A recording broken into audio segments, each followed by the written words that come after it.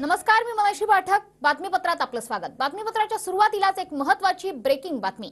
एकदा तरी बारामतीकरांना मी सोडून इतर कुणी आमदार मिळाला पाहिजे.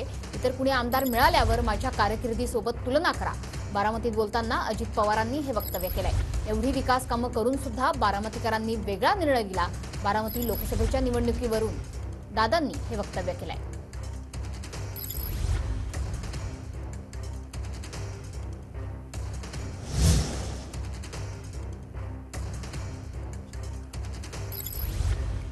तर लोकसभा निवडणुकीतल्या पराभवानंतर अजित पवारांनी या पराभवासंदर्भात सुद्धा भाष्य केलेलं आहे. बारामतीत बरीचशी विकास कामं केली तरी सुद्धा बारामतीतच पराभव पत्करावा लागला. एकदा तरी बारामतीला मी सोडून इतर कुणी आमदार मिळाला तर कदाचित काय एक उत्तम काय होतं जिथं पिकतं एक मिनिट जिथं पिकतं ऐका जिथं पिकतं तिथं विकत नसतं. तुम्ही एक गोष्ट लक्षात घ्या. तानाजीराव एक मिनिट एकदा काय झालं पाहिजे, बारामतीकरांना कोणतरी मी सोडून आमदार मिळाला पाहिजे. एक मिनिट आणि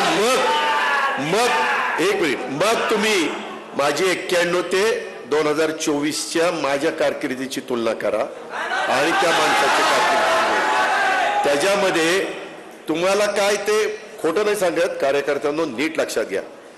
काय बघता रस्ता न सांगता रस्ता होतोय. एक मिनिट एक मिनिट न सांगता पिण्याच्या पाण्याच्या योजना होत आहेत करोड रुपयाच्या. आता किती कोटीच्या योजनेची कामं चाललीत माहितीये. मला पण कधी कधी विचार येतो की एवढी सगळी कामं करून बारामतीकर वेगळा पण निर्णय त्या ठिकाणी देऊ शकतात, तर मग आपण पण आता 33-34 वर्ष झालीत.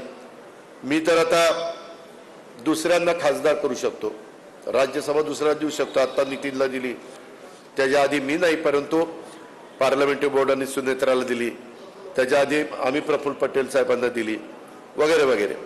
आमदार पण मध्ये राजेश विटेकरला केलेलं तुम्ही पाहिलं. त्याच्या संदर्भामध्ये त्या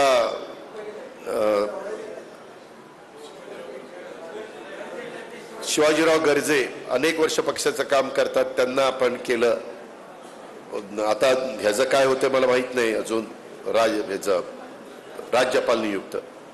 पण अशी जर गंमत होणार असेल तर झाकली मुठ 1.25 लाखाची चांगली. आपण पहिल्या दिवसापासून लाखांनी निवडून येणारी माणसं कुठं. आता आपल्याला पण मी आता 65 वर्षाचा झालो, आपण पण तसंच समाधानी. आपल्याला काही सुका बिका आम्ही मोठारी आमच्या काय करायचं ते